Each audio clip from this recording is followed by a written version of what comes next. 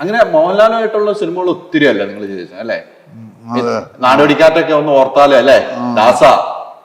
ദാസനും വിജയനും. ഈ ദാസനും വിജയൻ അങ്ങനെ ഒരു പേര്, ആ ഒരു പേരിടാനുള്ള കാരണം ദാസനും വിജയനും ആ സ്ക്രിപ്റ്റിൽ എഴുതുമ്പോ ആ ഒരു പേരിടാൻ കാരണം മധുരാഷ്ട്രയില് ഞാൻ ചെന്നപ്പോ അവിടെ ഇൻസ്റ്റിറ്റ്യൂട്ട് പഠിക്കണമെങ്കിൽ എവിടെ താമസിക്കണം അവിടെ ഒരു സ്ഥലം കണ്ടുപിടിച്ച് വാടക കൊടുത്ത് താമസിക്കാനുള്ള യാതൊരു വകുപ്പും എനിക്കില്ല, പൈസ ഇല്ല.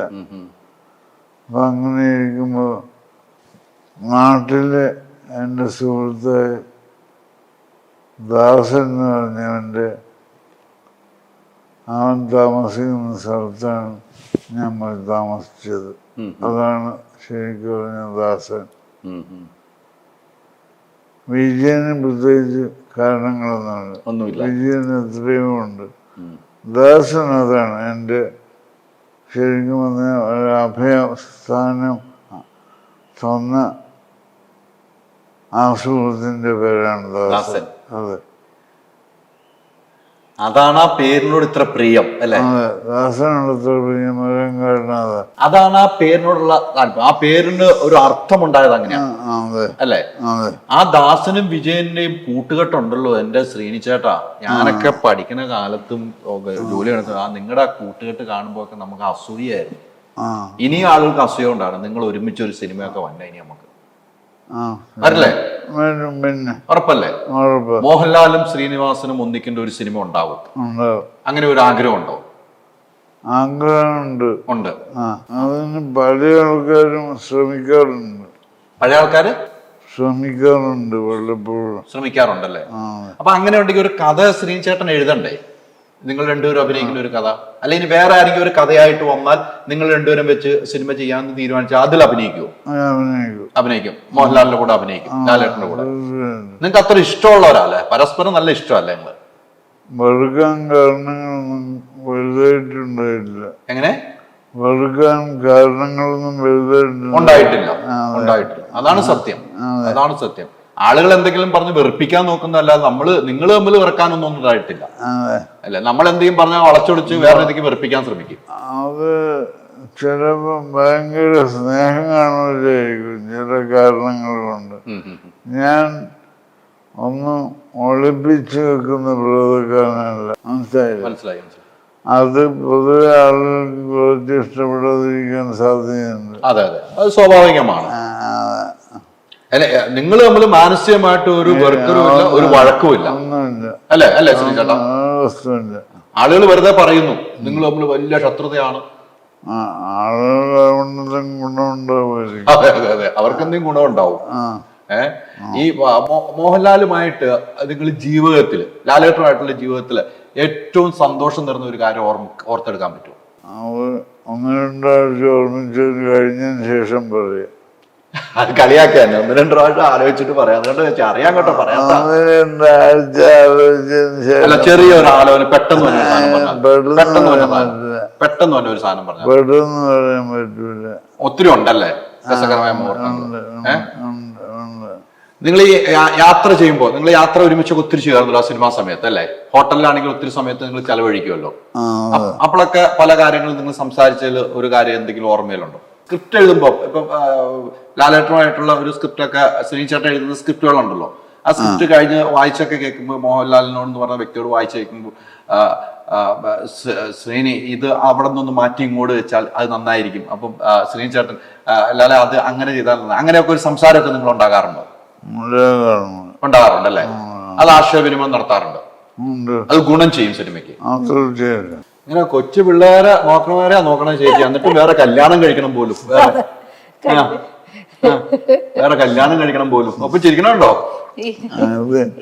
വേറെ കല്യാണം കഴിക്കാതിരിക്കാൻ വേണ്ടിയാണ് ഇവിടെ ശ്രമിക്കുന്നത്. ഇങ്ങനെയൊക്കെ എല്ലാം തന്നെ അല്ലേ? അപ്പൊ ഞാൻ വീട്ടിൽ പോകില്ല, വേറെ കല്യാണം. അല്ലാതെ നല്ലത് അങ്ങനെ ഇടയ്ക്ക് പറഞ്ഞോണ്ടിരുന്നത്. അപ്പൊ നല്ല ഫുഡൊക്കെ നല്ല ഫുഡ് കിട്ടുന്നത്. അതല്ലേ നമ്മള് പറഞ്ഞു വെച്ചത് ഇതല്ലായിരുന്നോ? മോഹൻലാലും ശ്രീചേട്ടനുമായിട്ടുള്ള ഒരു സിനിമ വരുന്നു അല്ലെ? പല ആൾക്കാരും കൂടെ ഒന്ന് ശ്രമിക്കണം അല്ലെ? എല്ലാ ശ്രമം ഇപ്പോഴും നടക്കുന്നുണ്ട് അല്ലേ? പ്രിയനാഗ്രഹമുണ്ട്. അത് എന്ത് കാണുമ്പോൾ എപ്പോഴും അതാണ് ഇഷ്ടം. അതല്ലേ? പക്ഷെ അതിന് കാണുന്ന പ്ലാനൊന്നുമില്ല. പ്ലാനില്ല. പ്രിയന്റെ പ്ലാനുണ്ട്. പ്രിയനൊരു പ്ലാനുണ്ട്. പറഞ്ഞിരുന്നോ? പറഞ്ഞിരുന്നു അല്ലേ? അപ്പൊ ഉടനെ ഒക്കെ ഒരു സിനിമ വേണം നമുക്ക് അങ്ങനത്തെ. നിങ്ങളും ശ്രീനിച്ചേട്ടനും മോഹൻലാലും വീണ്ടും ഒരുമിച്ച്. വിനീത് ആഗ്രഹമുണ്ട്. ആർക്കാ? വിനീതിന്. വിനീതിന്, നമ്മുടെ വിനീതിന് ആഗ്രഹമുണ്ട്. അതായിരിക്കും ചിലപ്പോ ആദ്യം നടക്കുക. ചിലപ്പോ മോഹൻലാലിന്റെ ബർത്ത്ഡേ ആട്ട നാളെ. പുള്ളിക്ക് ബർത്ത്ഡേ ഉണ്ട്. പിന്നെ ബർത്ത്ഡേ ഇല്ല, ശ്രീനിച്ചേട്ടന്റെ ബർത്ത്ഡേ ഇല്ല. എന്റെ ബർത്ത്ഡേ ഈ മാസമാ. എന്റെ ബർത്ത്ഡേ ഈ മാസമാ, 21-ാം തീയതി. എത്ര വയസ്സായെന്ന് പറയാവോ? അതെന്താണ് നിങ്ങൾ അത്രയും കൂട്ടായിട്ട് വയസ്സായ? ശ്രീനിച്ചേട്ടൻ എത്ര വയസ്സുണ്ട്? എനിക്ക് 72. എന്താണ് പറയാനുള്ളത് ലാലേട്ടൻ്റെ ഒരു ആശംസ? മോഹൻലാലിന്റെ ഈ ബർത്ത്ഡേക്ക് ആശംസിക്കാനുള്ളത്, ഞങ്ങളുടെ ഈ കൂട്ടായ്മയിൽ വർഷങ്ങൾക്ക് ശേഷം വരുന്ന ഈ സിനിമ ഒരു വലിയ വിജയമാവട്ടെ എന്നാണ്. ആ വിജയമായിരിക്കട്ടെ മോഹൻലാലിനുള്ള പിറന്നാൾ സമ്മാനം. മലയാളി പ്രേക്ഷകരുടെ ഹൃദയത്തിന്റെ ഉള്ളിലേക്കാണ് ഈ പെരുന്നാൾ ആശംസ വന്നിരിക്കുന്നത്. അതിന് അത് ചോദിക്കട്ടെ. അപ്പൊ വേറൊരു കാര്യം ചോദിക്കട്ടെ, ഒരു കാര്യം കൂടി ചോദിക്കട്ടെ. വിശന്ന് തുടങ്ങിയോ? അങ്ങനെ വിശന്ന് ഇച്ചിരി കഴിഞ്ഞിട്ട് പോയാൽ മതി. ഈ നാടോടിക്കാറ്റ് സിനിമയിലെ എന്റെ മനസ്സിൽ എപ്പോഴും ഓർത്തിരിക്കുന്നത് ആ ഗൾഫിലേക്ക് പോകുന്ന ഒരു സാധനം ഉണ്ടല്ലോ, മമ്മൂക്കായ കൊണ്ടുവന്ന് അസ്സലാമു അലൈക്കും വാലൈക്കും സലാം. മമ്മൂക്കായ ഇപ്പൊ നമ്മളെ വിട്ടുപോയല്ലോ, മരണപ്പെട്ടു പോയല്ലോ. മമ്മൂക്കായുമായിട്ടുള്ള ഒരു ഓർമ്മ എന്താണുള്ളത്? ഓർമ്മ എന്ന് പറഞ്ഞാൽ ഇന്ന് ഞാൻ അതിനെപ്പറ്റി പറഞ്ഞപ്പോൾ ഒരുപാട് കാര്യങ്ങൾ ഓർമ്മയിലേക്ക് വന്നതാണ്. എന്താണ് സംഭവം എന്ന് വെച്ചാൽ, അന്ന് ഞാൻ കാണുമ്പോൾ മമ്മൂക്കായ അവിടുത്തെ സ്കിറ്റുകളിലും കോഴിക്കോട് ഭാഗത്തുള്ള ഗോവിന്ദപുരം എന്നൊരു സ്ഥലമുണ്ട്. അവിടെയൊക്കെ സ്കിറ്റുകളും മറ്റും അഭിനയിക്കുന്ന ഒരാളായിരുന്നു. അന്യരുടെ ഭൂമി എന്ന് പറഞ്ഞ സിനിമയിൽ അഭിനയിച്ചിട്ടുണ്ട്. പക്ഷെ സിനിമാ നടനായിട്ടില്ല. ഇന്ത്യയിൽ ഒരു വീടിൻ്റെ ഇന്റീരിയറൊക്കെ ചെയ്യുന്ന ഡെക്കോർ എന്ന് പറഞ്ഞിട്ടൊരു സ്ഥാപനം കോഴിക്കോടുണ്ട്. അവിടുത്തെ ഒരു സ്ഥിരമാളാണ് മമ്മൂക്കയെ. അതിൻ്റെ കാരണം എന്ന് പറഞ്ഞാൽ അതിൻ്റെ ഉടമസ്ഥൻ അശോകൻ എന്ന് പറഞ്ഞ ആളാണ്. എൻ്റെ നാട്ടിലെ വീടിൻ്റെ എല്ലാ വർക്കും ചെയ്ത അശോകനാണ്. അശോകന് ഞാനായിട്ട് ഭയങ്കര അടുപ്പമുണ്ട് കുറേ കാലമായിട്ട്. അപ്പോൾ എന്നേക്കാൾ കൂടുതൽ പിന്നെ മാക്കിനോട് അടുപ്പം വെച്ച് കൊടുത്തിരുന്ന ആളാണ് അശോകൻ. അപ്പൊ ഞാനും സിബിയും അലിയനും ദൂരെ ദൂരെയോട് കൂടുകൂട്ടാം എന്ന് പറയുന്ന സിനിമയ്ക്ക് വേണ്ടി കോഴിക്കോട് മഹാറാണിയിൽ ഇരുന്ന് കഥ സംസാരിക്കുകയാണ്. അവിടെ കഥ സംസാരിക്കുമ്പോൾ പല സംഭവങ്ങളുണ്ട്. ചില തമാശകൾ ഞാൻ പറയാം. അതിൻ്റെ നിർമ്മാതാവ് എന്ന് പറയുന്നത് അരോമ മണി എന്ന് പറയുന്ന ആളാണ്.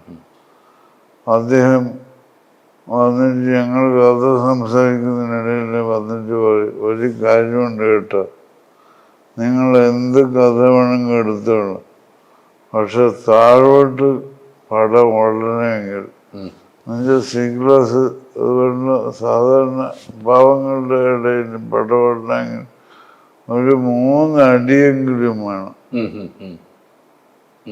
അപ്പോ ഞാനൊരു ദിവസം പറഞ്ഞു, അങ്ങനെ അടിയുണ്ടാക്കാനുള്ള സീനൊന്നും വരാൻ സാധ്യതയില്ല എന്ന് പറഞ്ഞു. പക്ഷെ പുള്ളി എപ്പോഴും വന്നിട്ട് അടി വേണമെന്ന് പറഞ്ഞു. അപ്പൊ ഒരു ദിവസം ഞാൻ സിബിയോട് പറഞ്ഞു, ആ ക്യാരക്ടർ വേറൊരാളുടെ ഷർട്ടിന് പിടിക്കുന്ന ഒരു സീനുണ്ട്, അത് നമുക്ക് ഒരു അടിയൊക്കെ മാറ്റാൻ പറ്റുമോ എന്ന് ചോദിച്ചു. നമുക്ക് ശ്രമിച്ചു നോക്കുന്നതാണ്. അല്ല ഇയാളിങ്ങനെ വിടാതെ പിടിയിരിക്കുകയല്ല. അപ്പൊ ഇയാൾ വന്നപ്പോ ഞാൻ പറഞ്ഞു ഒരടി ശരിയായിട്ടുണ്ട് എന്ന് പറഞ്ഞു.